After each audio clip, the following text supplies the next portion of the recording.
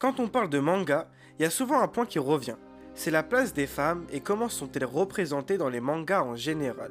Même si pour certains il y a une part de logique à ce que la place des femmes soit négligée dans les shonen voire seinen, dans cette vidéo je vais aborder la sexualisation des femmes dans les mangas. Pour ce faire, je vais d'abord définir la sexualisation d'une femme, puis on fera un petit tour historique sur la place de la femme dans la société japonaise. Ensuite, on verra en légende quelle est la responsabilité des mangaka sur cette sexualisation. Et on finira par prendre un angle un peu plus large en prenant en compte plusieurs facteurs un peu externes, comme notre responsabilité en tant que lecteur.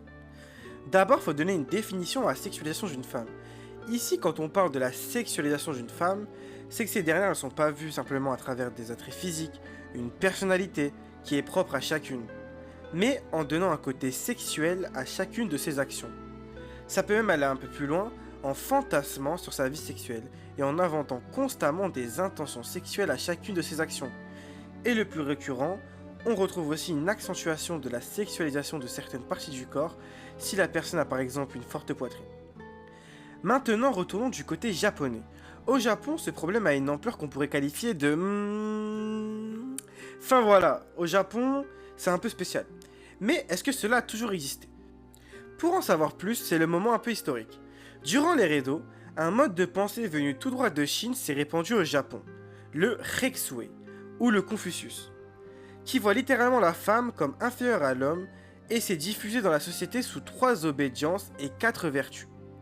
Les 3 obédiences en résumé c'est: jusqu'au mariage la femme doit se soumettre au père, après le mariage c'est au tour du mari, et si le mari est mort, c'est au tour du fils qu'elle doit se soumettre. Et les 4 vertus sont la beauté, donc être à son prime physiquement, ensuite savoir s'occuper de la maison, puis savoir s'exprimer avec douceur et respect. Aussi, avoir fréquemment avec son mari des rapports sexuels. Bien sûr, ici, pas d'école de divorce. C'est à partir de l'ère Meiji qu'un début de féminisme apparaît. C'est à cette période que les femmes peuvent enfin divorcer et aller à l'école élémentaire. C'est aussi à la fin de l'ère Meiji qu'apparaît la première revue féministe et la première vague féministe avec la revue Seito, se traduisant par bableuse qui n'est pas anodin. Fondée par Reicho Hiratsuka, Yoshiko Yasumochi, Kazuko Mozule, Teiko Kiuchi, Atsuko Nakano et Fukuda Hideko. Ils vont bien sûr avoir une réprobation publique pour leurs propos sur l'égalité des sexes, avec d'abord la légalisation de la prostitution, de l'avortement ou du droit de vote. Le ministère de l'Intérieur va tout faire interdire à la vente. Reicho Hiratsuka transmet la direction de la revue à Noe Ito suite à un déferlement de haine, mais malheureusement en 1915, au vu de la difficulté à produire ces revues, la revue Seito publiera la dernière édition en février 1916.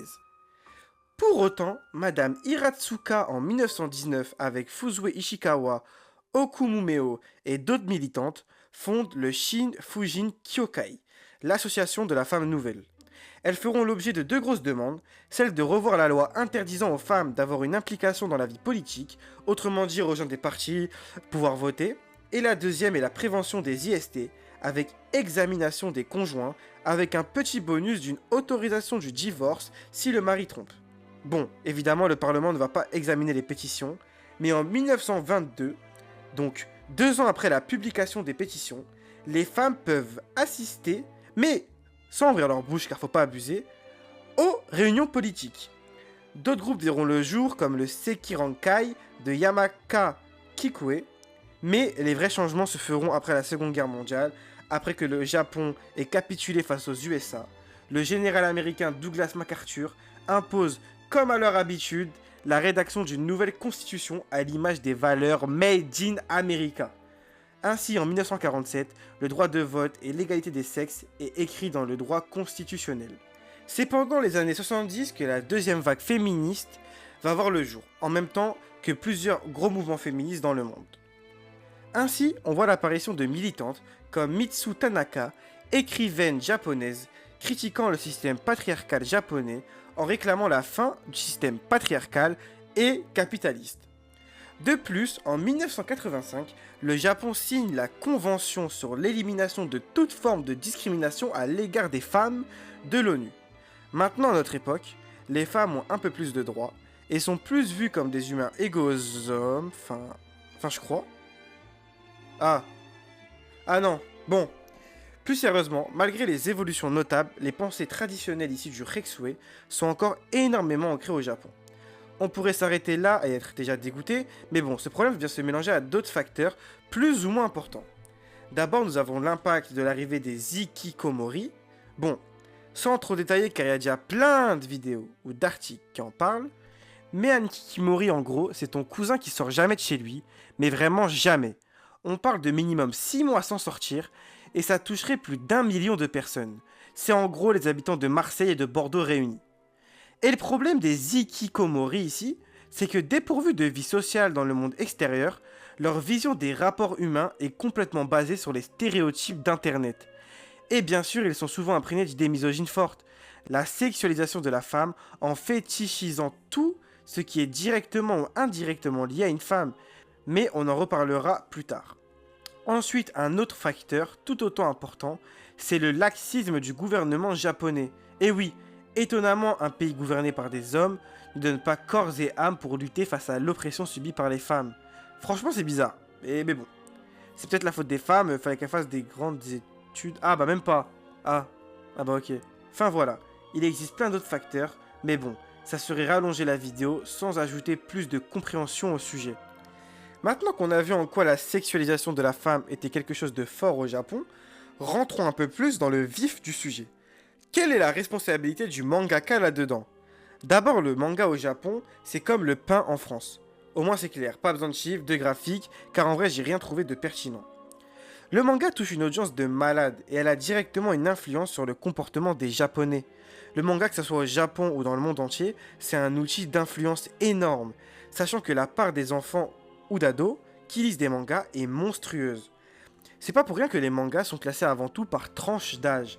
Cette tranche d'âge est ici comme base d'une réelle ligne éditoriale. Le genre du manga, lui, passe souvent au second plan. Ainsi, chaque mangaka, en fonction de sa ligne éditoriale, va s'adresser à un public différent et doit donc s'adapter.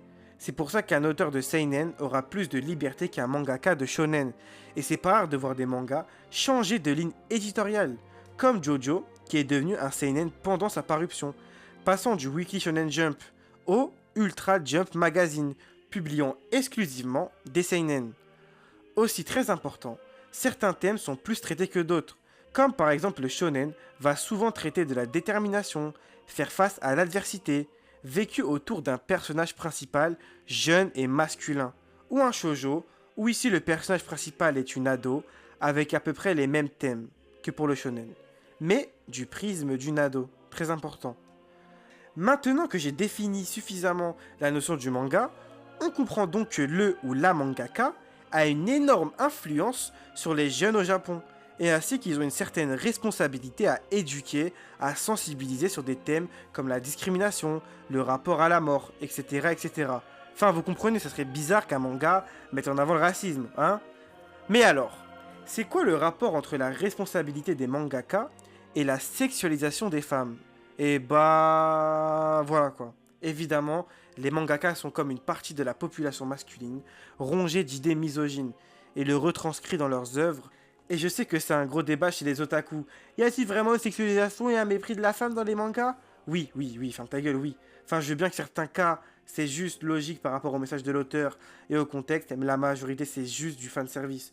Pour plaire à qui? Bah, aux ikikomori, aux otaku, voire juste combler, satisfaire le fantasme du mangaka lui-même. Et le pire, c'est que ça va vendre énormément. Et c'est la raison de pourquoi on va le faire énormément. On va abuser de ça. On va faire des femmes avec des formes disproportionnées. On va les infantiliser au maximum parfois. Tout ça pour que ça puisse vendre, pour que le manga vende, pour que dans l'animé on abuse toujours un petit peu, pour que ça vende encore plus, pour qu'on fasse des figurines. On va les mettre souvent en maillot de bain alors qu'elles ont 16 ans. Et on va dire mais c'est que des femmes en maillot de bain, il n'y a pas de problème. Les gens qui vont acheter ça, achètent pas ça juste parce qu'ils aiment bien le personnage. Ils achètent ça parce qu'elle est en maillot de bain et parce qu'elle est hyper sexualisée. Et on le voit rien que dans les deux mangas les plus vendus, One Piece et Dragon Ball. One Piece, le fait que certaines femmes ont un impact dans l'histoire et que Oda n'est pas le plus gros des abuseurs, bah on remarque quand même que toutes les femmes ont plus ou moins des grosses poitrines et sont sexualisées par certains personnages du récit. et aussi bien sûr par une grosse partie des lecteurs. Et pour Dragon Ball, le problème ici n'est pas forcément le corps des femmes, etc. Malgré le running gag de Kame Sennin qui semble un peu bizarre, mais soit c'est un humour un peu décalé, c'est pas le plus grave. Ici, le plus grave, c'est plutôt le rôle que les femmes vont avoir au cours du récit. Comme pour Bulma qui va commencer d'aventurer pendant son adolescence par mère au foyer, mariée au gros misogyne de Vegeta. Puis on a Goku, Goku qui est littéralement asexué au début de l'œuvre, va finir comme un gros daron avec Chichi, femme au foyer, s'occupant des gosses pendant que lui va se battre. Mais le pire des cas, c'est le cas C18, qui pendant l'arc des cyborgs au tout début va écraser Vegeta, aura une aura ultra badass, et bah va finir tout petit à petit dans une relation amoureuse avec Krillin, pour finir femme au foyer, totalement délaissée dans l'arc bout, malgré sa puissance. Enfin voilà, et encore c'est pas le pire. La pédophilie ou l'apologie du viol a une présence non négligeable dans le monde du manga. D'abord, le mangaka Nobuhiro Watsuki, l'auteur de Kenshin le Vagabond, monument du manga, s'est fait choper avec des cassettes remplies de pédopornographie. Mais bon, lui il a dû finir en prison, non? Ah non, il a juste été ban quelques mois du Weekly Shonen Jump avec une petite amende de 1400 €. En plus, il a eu le droit à un nouvel animé pour Kenshin le Vagabond. Ah bah c'est rentable d'être interpoint, je comprends. Je comprends pourquoi tout le monde pointe, tiens, je devrais... Non, je devrais rien faire. Mais le pire pour moi, c'est le cas de Mage in Abyss, qui est un manga disponible partout. Tu peux aller à la Fnac, tu peux choper le tome 1, tu peux aussi regarder l'animé sans souci. Mais le problème de cet animé, de ce manga, c'est les scènes qui sont dedans. Tout simplement, on y retrouve des petits êtres de petite taille, nous faisant beaucoup penser à des enfants, littéralement dans des scènes de viol, où elles sont complètement nues sans aucune censure. Quand on aborde certains thèmes comme le viol ou parfois même la pédophilie, on a certaines pincettes et une justification à le faire, comme pour dans Berserk avec l'agression sexuelle de Guts quand il était petit, qui va expliquer un développement, et en plus, de tête est totalement censuré. Ici, dans Made in Abyss, c'est juste des scènes dégueulasses, où c'est des bébés, limite, c'est des enfants de 3-4 ans. Bon, bien sûr, dans le lore, c'est pas des gosses, c'est mystique, mais physiquement, c'est littéralement des gosses, dans des scènes dégueulasses que je vais même pas montrer, c'est dégoûtant, enfin... Rien que le fait de savoir ça, même pas besoin d'illustrer. On sait déjà que c'est ce genre de manga-là qui pose d'énormes problèmes. Enfin bref, des scandales sur les déviances sexuelles des mangaka, il y en a à l'appel. Et on pourrait citer d'autres points externes, comme le laxisme des maisons d'édition. Alors oui, le gouvernement ne sanctionne pas trop, et les maisons d'édition s'en servent pour eux-mêmes ne rien faire, hormis le fait de suspendre temporairement le mangaka, la plupart du temps rien faire, mais bon, ça préfère perquis chez les personnes qui font des scans parce que ça fait perdre de l'argent. Mais pour moi, le plus grave c'est le laxisme de tous ceux qui lisent, que ce soit au Japon ou dans le monde. Donc voilà, on vient au point que j'avais souligné dans l'intro, le rôle des lecteurs. D'abord, une des raisons pouvant expliquer le fait que tout le monde a l'air de s'en battre, c'est évidemment l'âge des lecteurs. Oui, le plus souvent ceux qui sont sur les réseaux sociaux, c'est des gosses et d'abord ils vont rarement voir le mal dans une page sexualisant une femme ou l'abrutissant. Mais bon, on peut pas vraiment les pointer du doigt en tant que fautifs dans cette problématique. Pour moi, le problème d'abord, c'est les médias ou les influenceurs avec une grosse communauté qui vont souvent jamais ouvrir leur gueule par peur de prendre position. Après, peur de quoi, peur de qui, moi je sais pas trop.